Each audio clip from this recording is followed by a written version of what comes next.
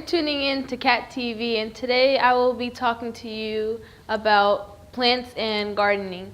And I will be one of your many hosts, moi, May. Gardening is important because a long time ago, people did not have the modern knowledge of the medical things we have now. People used herbal mixes to heal themselves. Good evening. We are shooting from Cat TV. My name is Juliana. We will be talking about gardening, ways to garden, and talking about soil. Gardening is important because instead of going somewhere to exercise, you could just do it at home by gardening. Good evening. We're shooting from Cat TV, and we were making an experiment on which weather is good for planting.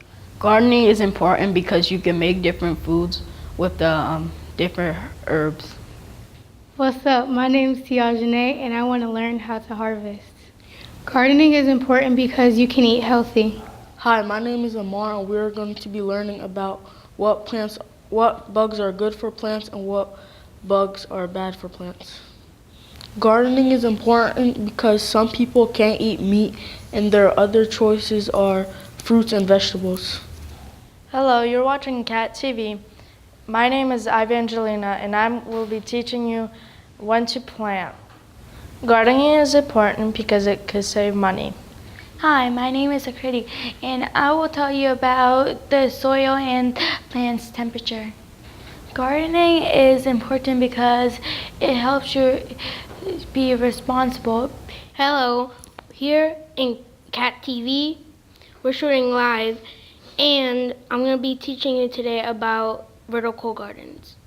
Gardening is important because that's how some people make a living. Good morning, Pennsylvania. Thanks for tuning into Cat TV. Today, we're going to be telling you about gardening.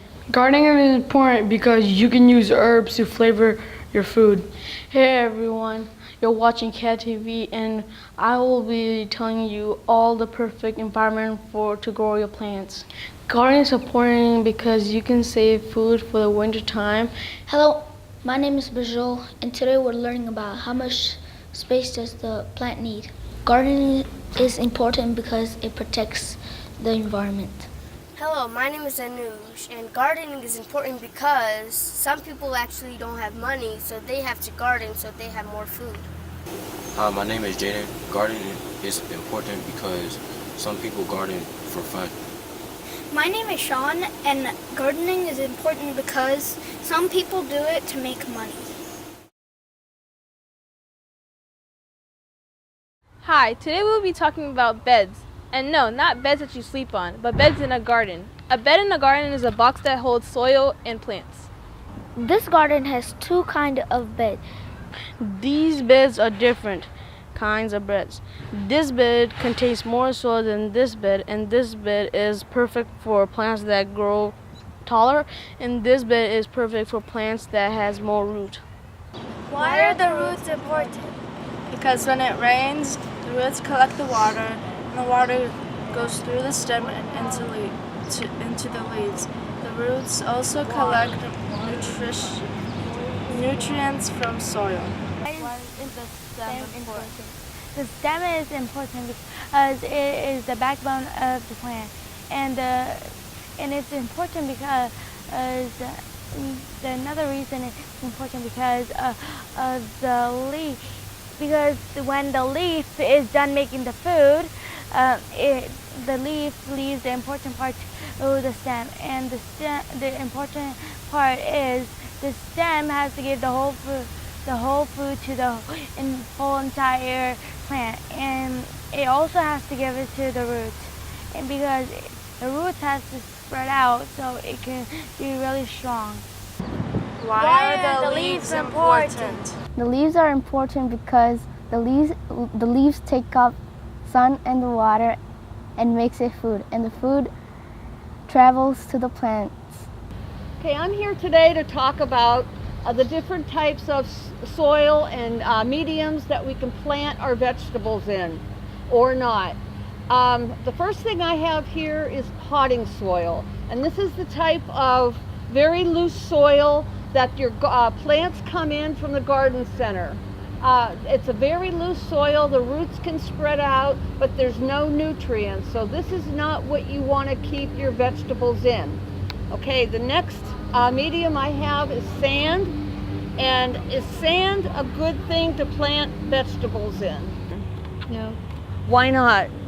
Because sand does not have nutrients and it cannot hold water. Okay. The next medium I have here is clay. Why should we not plant using clay? Because clay is too hard, and clay does not have nutrients in it, and clay, the roots won't grow. The roots won't grow, they won't spread out. Okay, what about soil? We have, Maya, what about soil? Tell me why vegetables can grow in soil. Because it has the nutrients and like it's not like ordinary dirt, so it makes it like more effective for growing plants. Okay, and can soil hold water? Soil can hold water because like when you plant it, you can put like the hay on top of it to like keep it there. Okay, and does soil have enough nutrients in it? It does have enough nutrients. And what else is a good sign that the soil is healthy? What can you find in your soil? Like lots of like bugs, such as like worms and things. Hi, my name is Lamar. I'm going to be showing you how to plant a tomato plant. First, you're going to need to dig a hole.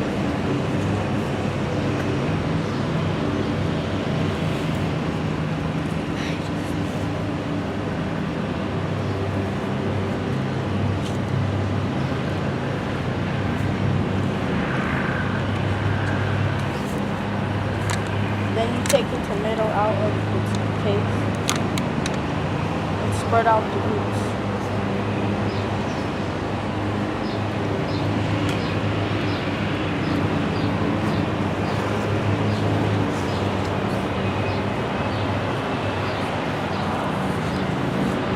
Then you place it in the hole.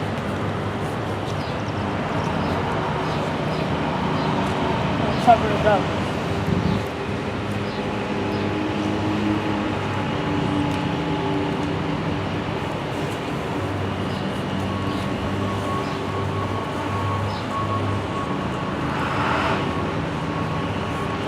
Cover it up like a few inches under the first leaf, and then pour water on it.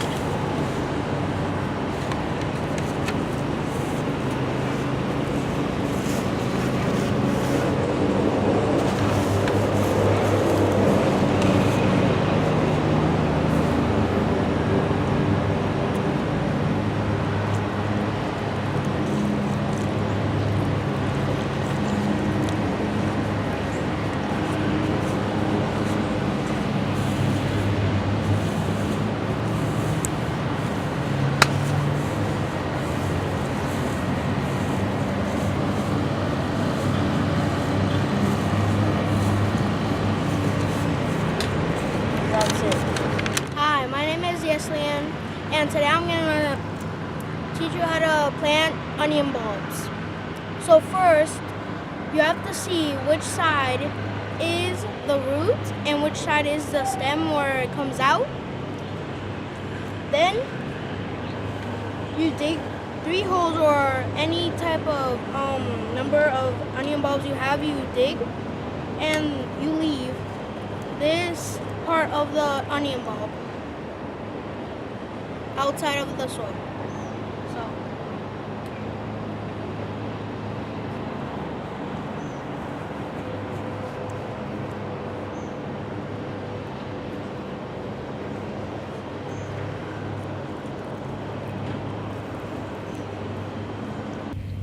Then you cover it with this. Then you water it.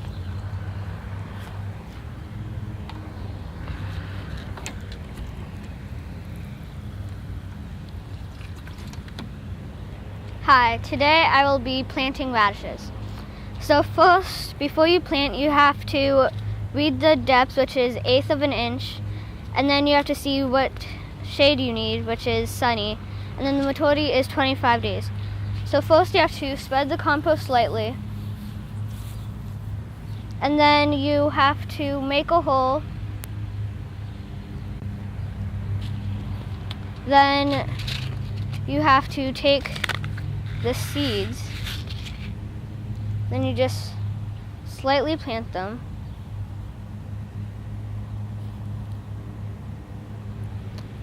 Then you cover it with the soil.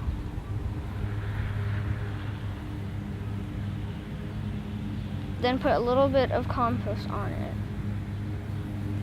Then you have to water them just enough. Hello, my name is Christian, and today I'm going to be showing how to plant nasturtiums. First, you move the compost slightly over, not to ruin anything. Then you have to, second of all, you have to read the back to tell you how deep you plant or how far. Planting depth, 1/2 an inch. So take out your seeds, and then make holes in the ground about this much.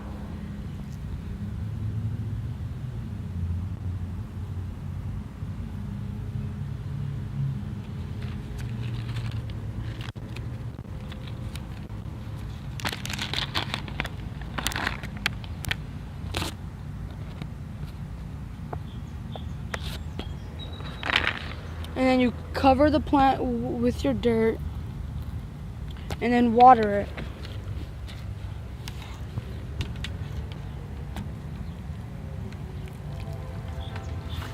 And only put a little bit of compost back on the flowers so it gets more nutrients, but not that much since we already watered it.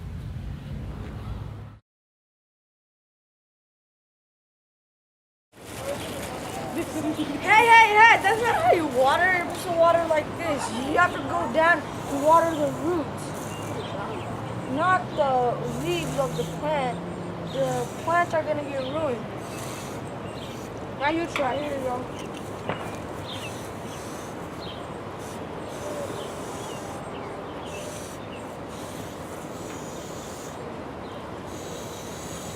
Yeah, that's how you do it.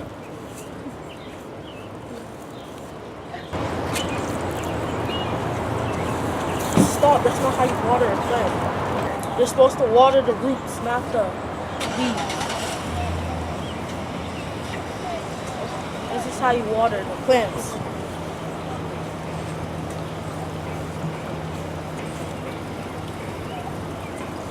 Now you try. That will help the plants grow.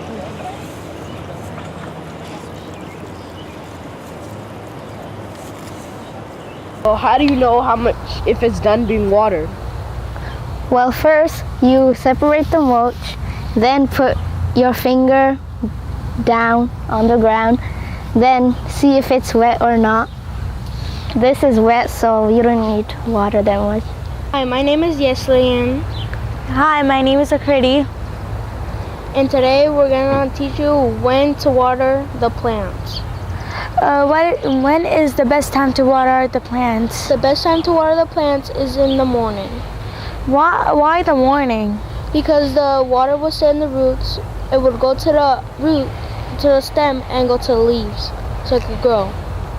Why not the afternoon?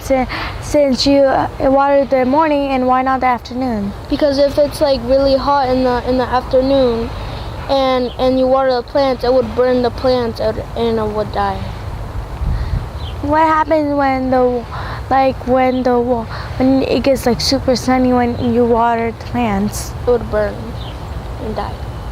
Hi, I'm Yeslian. Hello, I'm Juliana. And today we're going to present the vertical garden from the neighborhood art house. How do you water the vertical garden? You water it with the irrigation system that's going on right now. What kind of plants do we have? We got tomatoes, and we got strawberry plants. We have Lettuce. And the Nasturtiums. nasturtium. As you can see, we have many gardening beds here, and we've had this garden here for 5 years, around 5 years, and it's getting bigger and bigger, and more vegetables and more plants. If you have too many weeds, that will attract many bad bugs. So keeping the weeds out of your garden will keep your bugs down. The hornworm will eat your tomato, he'll eat the leaves, he can devour the whole tomato plant in one day. See these hornworms, you are going to want to pick them off. You can either squish them, which I personally don't squish these ones because they're pretty big. 4,400 types of bees. Bees, yes, they will sting you, but most of them are not aggressive, okay? Most of them are not aggressive unless they feel threatened. So, you know, bees can be flying around you in the garden. They will not bother you unless you try to bother them. But they are the most important thing in your garden are bees. And we do not, you know, we have a few bees I've seen around here, but, you know, you have to promote bees. And wasps are different. They do not pollinate, and there's not a whole lot of good about wasps. The male, the boy monarch, if you can see real close, there's 2 dots. See these 2 dots right here? All right. That's a boy monarch. The one on the top with the 2 dots, and you can see his veins are really thin, okay? The female has no dots, but her veins are really thick. This is a little caterpillar. Okay, that's a monarch caterpillar.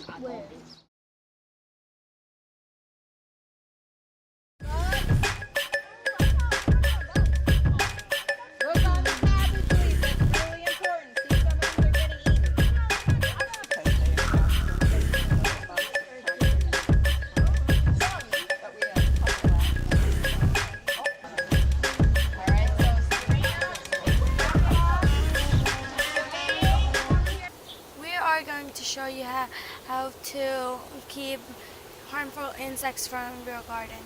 First of all, we're going to tell you about add straw and mulch and dry leaves and grass. Pick vegetables when ripped. Leave space between plants. Try to keep rabbits, deer, moles, and voles out of the garden.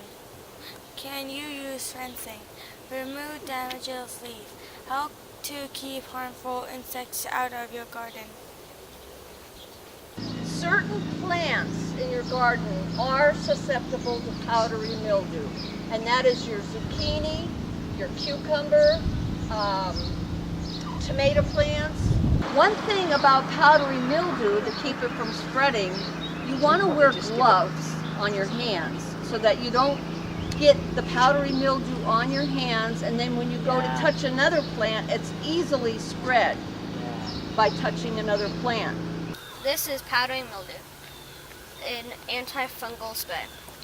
First, you have to mix 1 pot of milk to 2/3 pots of water in a spray bottle. This is the result that you get. You have to spray you have to spray the chemical you made on the powdery mildew on the leaves, the back and the front.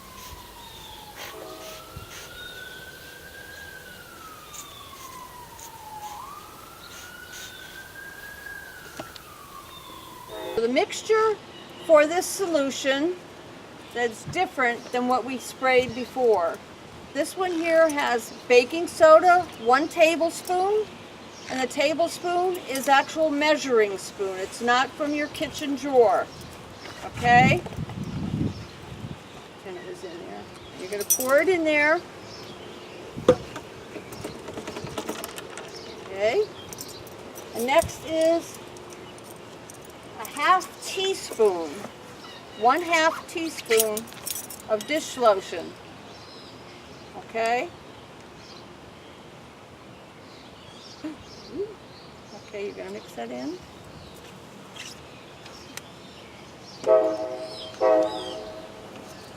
Okay, you can stir that up, and this is 1 gallon of water. So you want to mix in the amount, in the measurements, you want to have 1 gallon of water. Okay, you want to.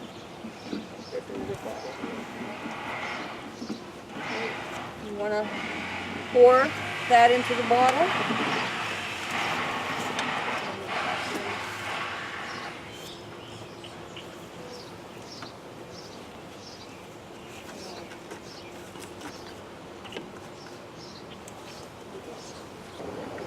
Now this solution, you can use it for preventing the powdery mildew from coming on your vegetables, and also you can use it for like your cabbage worms, your Japanese beetles, and other insects that are bad bugs that are on your leaves.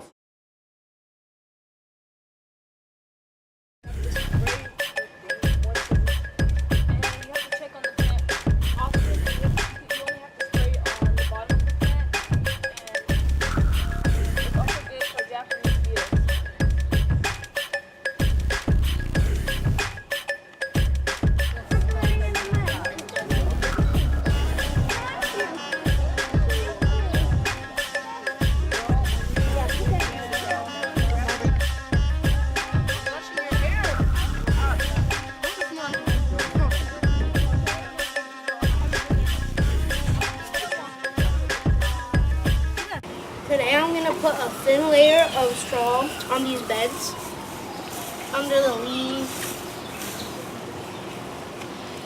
It keeps the weeds away. It keeps bed bugs away.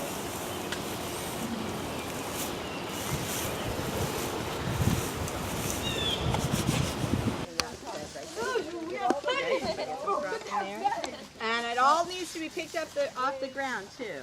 What are we looking at? What bed did I tell you? Number 6. And it all needs to be picked up off the ground too. What are we looking at? What bed did I tell you? Number 6. Then you have to get it all off the leaves. You can't have it on the leaves. Be careful you don't cover up any leaves. Get it on. Take it off. Not together. Depending on what you're growing, vegetables can be ripe at various times. There are some that are early, right in the spring you can harvest, like peas and lettuce and radishes. Those are a few of the things that are ready ripe really early, and you can remove those vegetables once they're harvested, and you can plant more vegetables. So one thing I wanted to talk about, one vegetable, is the onion. Onion and garlic, you can harvest pretty much the same way. I have examples here. Here's an onion that's been dried, and here's another onion, and here's your garlic.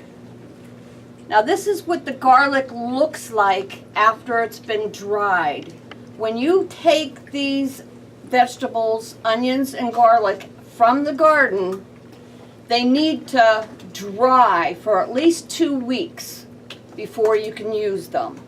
And you bring them in, you can lay them on newspaper, dry them in the sun for about a day, and then bring them in and lay them on newspaper and let them sit for like 2 weeks. The longer you let them sit, the sweeter they get, okay? Raspberries and strawberries, which we have in our garden here. How do you know when you're supposed to pick raspberries? Well, what if you didn't even know about raspberries and you came up to this plant and you saw these green little things starting to grow? Would you think that's good to eat? No. Like that green? No, look, it has to come to a nice color. Red, yes? Red, yes. Not all berries are red, but for raspberries, yes. red raspberries, they turn red. Okay, and when you go to pluck them off the plant, they just fall into your hand. If you have to tug at it, it's not right. Okay? And when you pick raspberries, to collect them, use a shallow container, because you want to put them there, and maybe only 2 or 3 deep in your container.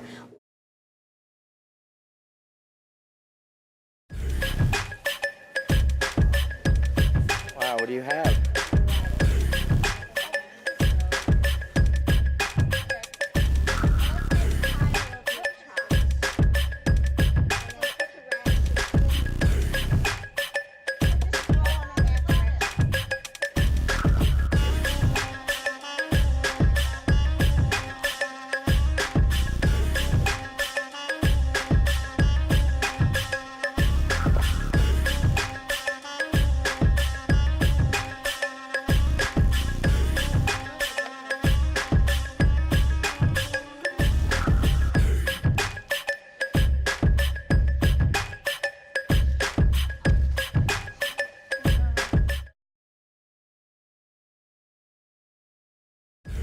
Get one?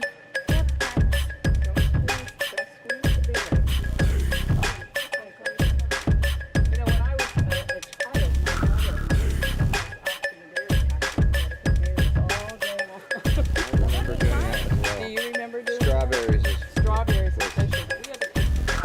Oh, the blackberries.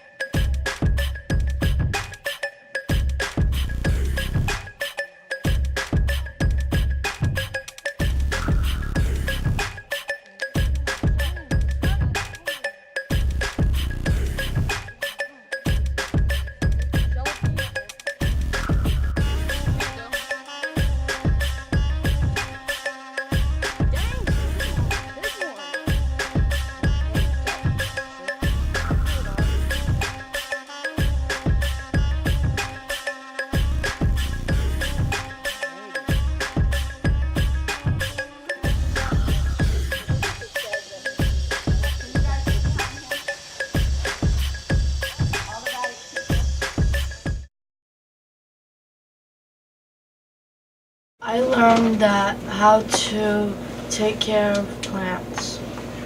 I learned how to garden. I learned when to water your plants. I learned how to use the cameras. I learned how to harvest. I learned how to put the plants in the hole. I learned how to water. I learned how to test if the soil is moist or not. I learned new recipes. I learned how to space out plants. I learned which bugs are good for plants and which ones are bad for them. I learned how to use a trowel. I learned how to use tools. I learned how to put weeds around the plants. Today I made cranberry oatmeal chocolate chip cookies. So, we have a lot of things going on here. I'm going to talk about cranberries. Cranberries, does anybody know where cranberries grow? Yes. In the water. Oh, yes. Maine is a good place, a state in our country, where cranberries grow in a bog. And to harvest them, they actually flood the fields and the cranberries rise up. But they're also full of vitamin A, vitamin E, vitamin K, which all help maintain a healthy body, healthy eyes, healthy brain, healthy heart, healthy teeth, healthy skin. These little berries are just jam-packed with vitamins and minerals. And also, like many of the other fruits and vegetables we talked about, they help prevent diseases in the body. Hi, welcome to Emmaus Grove, the Erie Urban Farm School. Some of you might wonder why it's the Erie Urban Farm School. First of all, it's in Erie. Secondly, it's downtown Erie. And thirdly, it's a farm because we work all with volunteers. All of our produce and vegetables and fruit go to the soup kitchen and the food pantry here at Emmaus. And we're also a school. In fact, we just had 12 children here filming about gardening, and we like to keep our garden open in the summer for children to come and visit and learn about gardens. We started out about 6 years ago. A lady and I were approached by Sister Mary Miller of Emmaus Ministries whether we would like to garden here. And we said certainly. And the pastor over at the Solomon's Apostolic Porch loaned all of this land to us as long as we gave the produce to the food pantry. And 6 years ago we installed 40-some beds, raised beds, with the help of Home Depot and Serveri. This year we have added 13 more beds, so our total number of beds now is 55 raised beds. We have a real great core of volunteers who come whenever they're available. Some of them come every week, and it's about a dozen of them, and we all work together in this beautiful space. Our garden is primarily organic. We do not ever use pesticides, insecticides, any fertilizer unless it's organic fertilizer. We use a lot of compost. When we mow this property, we keep the grass clippings and we put straw on the beds, and that turns over into really good organic material. We have never really had a problem with producing fruits and vegetables for the food pantry. One year we had over 3,000 pounds of fresh, healthy produce that we were able to donate to the food pantry and soup kitchen. This year we might even have more because we have more beds. We try to plant the vegetables that the folks in the food pantry can use, such as tomatoes, cucumbers, beans, peppers, eggplant, cabbage, things that they like, they can take home and they know how to cook it and prepare it, and it won't go to waste. We also have a compost pile back in the corner, which is where we put all of our residue from the garden. Every year we clean the garden at the end of the season so that when we leave here, usually in November, these beds are cleaned out, everything is good, and hopefully when we start up in the spring again, we won't have that much cleanup to do. Come on down to Emmaus Grove. It's open on Saturdays. You can come in and ask questions and just tour the garden. So thank you. Hi, I'm Sister Michelle from the House of Mercy. Welcome to the House of Mercy Crenshaw Community Garden. Here we are with 27 raised beds. Our beds are used by families from the area who adopt their own bed, and they receive seeds and plants and fertile soil that they can use for their beds. Many of them are new immigrants who like to plant their own herbs and foods that they can't get at a store. And so gardening is really important to them and their culture. And so we have families that have beds in the garden. We also have high school youth that work in some of the House of Mercy beds near the front.